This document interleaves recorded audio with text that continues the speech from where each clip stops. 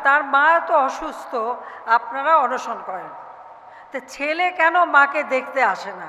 আমি শেখ মুজিবের মেয়ে, দেশের স্বার্থ কখনো বেচি না, ক্ষমতার লোভ আমি করি না।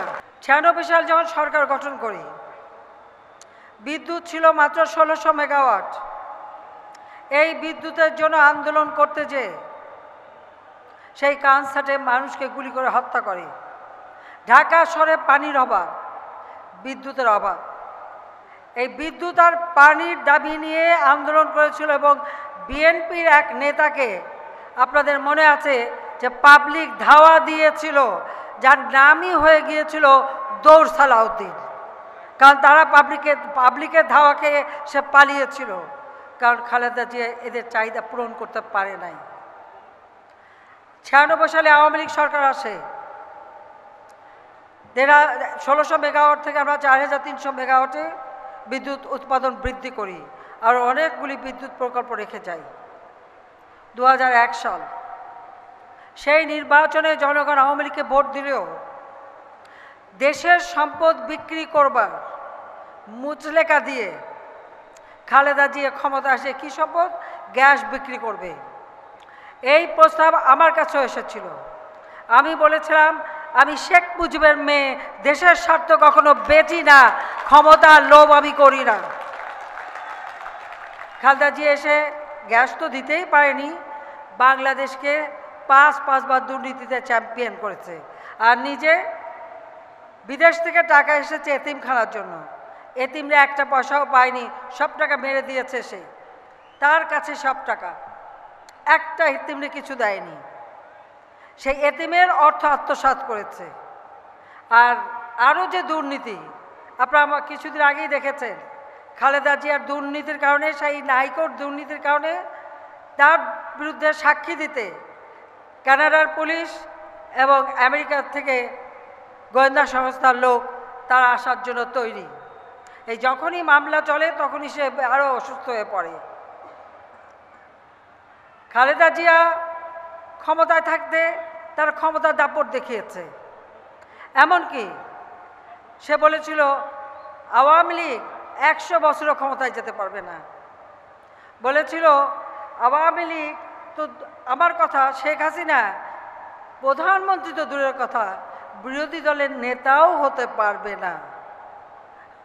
আল্লাহর মায়ের দুনিয়ার বাইর, এখন তিনি না প্রধানমন্ত্রী না বিরোধী দলের নেত্রী, কিছুই হতে পারেননি, কিন্তু দুর্নীতির মামলায় আসামি, সাজাপ্রাপ্ত। আজকে দেখি বিএনপি তার বিদেশে চিকিৎসার জন্য সেই দাবি নিয়ে বিএনপি নেতারা নাকি অনশন করে। এখন আমি জিজ্ঞাসা করি, এখানে তো সাংবাদিকরাও আছে, সব আছে, তারা কয়টা থেকে অনশন শুরু করেছে, আর বাসায় কি দিয়ে নাস্তাটা করে এসেছে, আর বাড়ি যে কি দিয়ে ভাত খাবে, তো কয় ঘন্টার অনশন? নাটক করারও একটা সীমা থাকে, এই নাটকই করে যাচ্ছে তারা। মুচলেখা দিয়ে খালেদা জিয়ার ছেলে দেশ থেকে পালিয়ে যায়, যে জীবনে আর নাকি রাজনীতি করবে না। কিন্তু যে টাকা সে মানি লন্ডারিং করেছিল, যেটা ধরা পড়েছিল, এবং তার দুর্নীতি, ওই FBI এসেই বাংলাদেশে কিন্তু সাক্ষী দিয়ে যায়, আর সেই মামলায় সে সাজাপ্রাপ্ত। FBI হচ্ছে আমেরিকার গোয়েন্দা সংস্থা, তাদেরই সাক্ষীতে সাজাপ্রাপ্ত। তাদের ব্যবসা কী ছিল? অস্ত্র চোরা কারবারি। তাদের ব্যবসা ছিল মানি লন্ডারিং, আর 21 আগস্ট গ্রেনেড হামলা করে আমাদেরকে হত্যার চেষ্টা, সেই মামলার আসামি। আমার একটা প্রশ্ন আমাদের বিএনপি নেতাদের কাছে, আচ্ছা তার মা তো অসুস্থ, আপনারা অনশন করেন, তো ছেলে কেন মাকে দেখতে আসে না? এটা কেমন ছেলে? সেটাই আমার প্রশ্ন, যে মা এত অসুস্থ, মরে সেটাকে যখন তখন মরে যাবে। হ্যাঁ, বয়সও হয়েছে আর অসুস্থ বটে, তো মাকে দেখতে আসে না কেন? আমি তো বলবো যে মাকে দেখতে আসুক।